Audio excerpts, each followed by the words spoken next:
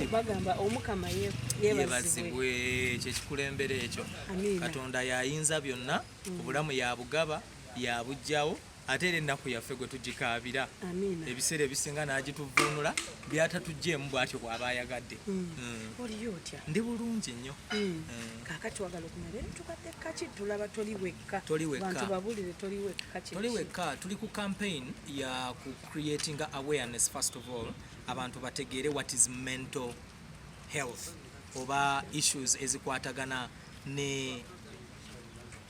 situations ez'ebirowoozo. You understand? Bwe namala oyita mu kintu kino emyaka 7 nenvaayo ne story emyezi 2 emabega twafuna almost comments 15,000 nga ziva mu bantu sekinoomu nga baga webale kuvaayo okwogera. Kitegeeza kino ekintu abantu bakiyitamu nayo batya okuvaayo okwogera olwa media bwegenda obba perceivinga naddala ffe abali mu creative. Okitegeera nti buli lwe tuvaayo ne twogera ku nnaku gye tuyitamu mutusabula busabuzi ate nga mmwe kennyini mwe mutusindika n'okunywa enjaga mwe mutusindika n'okukozesa emyenge gye tutalikozesezza kubanga ate bwe tuvaayo nennaku mutusabula busabuzi. Nnaku ki gye wayitamu taata tetwakusabuliramu ennyo naye kati kyetuliko kuyamba abantu bamanye mental issues bwe mamala ozimanya bamanye wa gye basobola okugenda ofuna obuyambi n'engeri gye basobola okuva mu mbeera eyo. Kyekisinga obukulu ensonga lwaki twatandise campaign eno bagiyita toli wekka, break the silence, break the stigma. First of all twagala okudiringa ne stigma eyo omuntu amanye nti kiryokka okwogera ng'oyita mu bizibu kuba teri atayita mu bizibu taliyo naye ekintu ky'osirikira kikulya omutima ne kikumalawo. Bwe bosanga abantu yabuuse ku kizimbe ne yetta oli mumusanga mu nnyumba yanywedde obutwa okitegeera because tamanyi wa wagenda tamanyi na baani basobola kwogera nabo.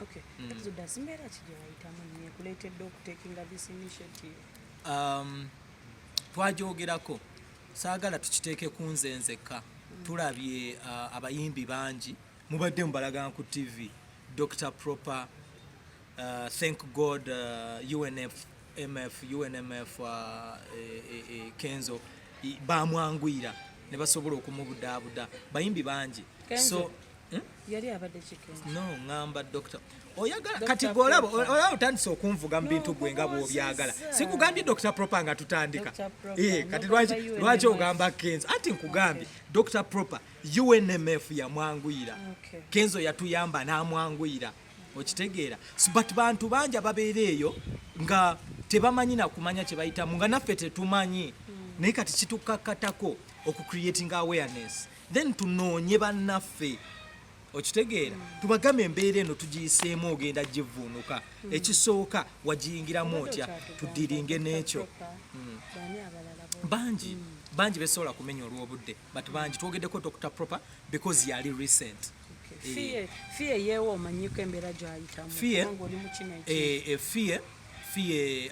ali mu kufuna obuyambi and she's actually much better than she was before and very soon she's overcoming. Yes. Kati tubulire Katonda mental health omuntu ng'ayagala okitegeera kyemulwanirira kintu ki state kijaba ino yitamu ategeere nti yeetaaga okudda gye muli mu okubujjanjabi. And first of all kyetusoose is to create awareness. Abantu bamanye kakati nawulirako nze kozi baali tebannanzaala nali siriimu edda abantu bagamba nga nti abamuloze obulwadde bw'obukovvu naye nga teryali ddogo kyali kirwadde nga kiri mu kulya abantu ng'abantu tebakimanyi mpaka Fire Lutaaya mukulu waffe yatugenda Katonda amuwumuze emirembe paka ye kennyini bwe yayita mu mbeera eyo n'avaayo n'agamba abantu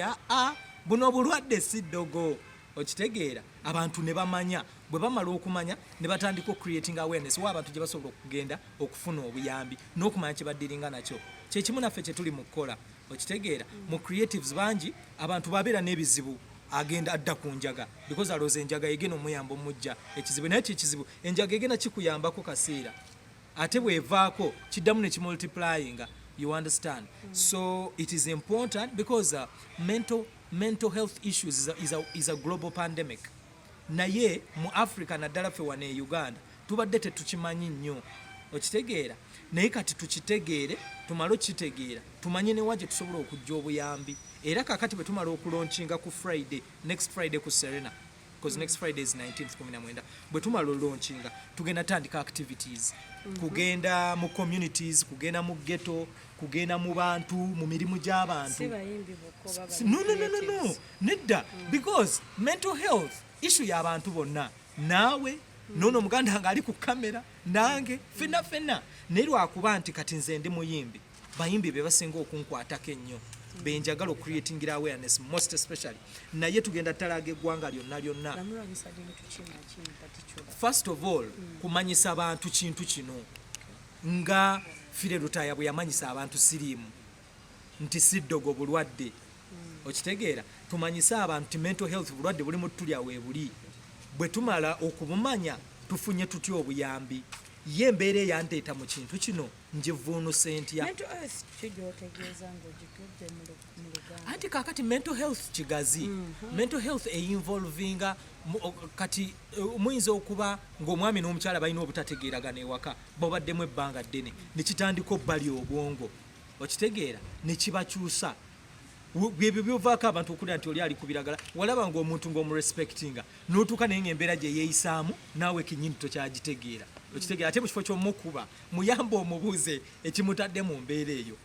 okitegeera bw'amala okukitegeera kimwanguyira ofuna obuyambi kati ffe ekikulu ekisinga essaawa eno kye tuliko ku bunyanjiri eno ggwanga lyonna abantu bamanye nga bwe bamanya nti siriimu yajja waali atulya tumanye nti ne mental health ebizibu by'obwongo weebiri bitulya twetaaga binogera eddagala kati tudiringe nakyo tuyambe abantu tumanye buli muntu sekinnoomu yayingira atya embeera eyo bwe tumala ogimanya tumuyambye tutya ogivaamu ye bwe tumala ogimugjamu kiki kye tusobola omukolera aleme kudda mu situation yamuyingiza mbeera eyo yensonga lwaki toliweka eri wano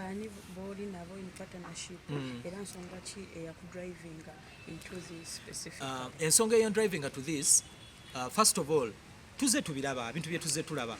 like a month ago abasajja babiri omu muyindi omu munansi waffe muddugavu bava ku bizimbe ne betta goloza omuntu ekimutuusa ku sseeryo kibaki abeera ayise mu mbeera naye nga tamanyi probably bantu basobola kwogera nabo okitegeera kusobola kumutegeeza nti atofaayo kyoyitamu n'abala bakiyiseemu ojja kivuunuka okitegeera ate tujjewo ne stigma ey'okumanya nti abantu bwe baba n'ebizibu tebasobola byogerako because oba media bwegenda okitwala bwegenda okumala ebakube oba abantu ati oba omuntu ono bwe mugamba ekizibu kyange ajja kunjogerako bwogezi ffe tuli professional ate naffe tubiyiseemu yensonga lwaki tuvuddeyo Dr. Rita professional wa mental health abadde akola omulimu ogwe South Africa okumala emyaka 24 she's globally acclaimed so bwe yawulira story yange si kugiwulira buwulizi bwe yagiraba nasalawo naga kanzireyo eke Uganda to creating awareness then tuyamba abantu tubabuulire tubalage nti wano osobola okugendawo n'ofuna obuyambi because kino ekintu tusobola oddiringa nakyo ne tukijjawo mu ggwanga ate gavumenti tegenda kukola buli kimu n'obusobozi obwo tebulina so kitukakatako naffe abantu buli ssekinnoomu okubaako kyosobola okukola tuyambeko tuyambe abantu baffe bantu kiboyagala bakwekateko ku mulanga guno naddala nga bali mu creative amagundi ne gundi mujje mujjumbira omu buli asobola because kankubuulire newaka gy'obeera oyinza okuba nga mugandawo naye ayita mu mbeera ya depression so kino ekintu tekiri nti kiri kuba creatives ffe bekka okitegeera kiri ku buli omu so buli awulira nga naye kimukwatako ajje tukole ffenna ajje tukwatagane ffenna tuyambe first of all ffe tweyambe ng'abali mu creatives then tuyambe n'eggwanga at large no mbeera ya buli muntu grenade walabe bwe yabadde ewa muzeeyi Bugembe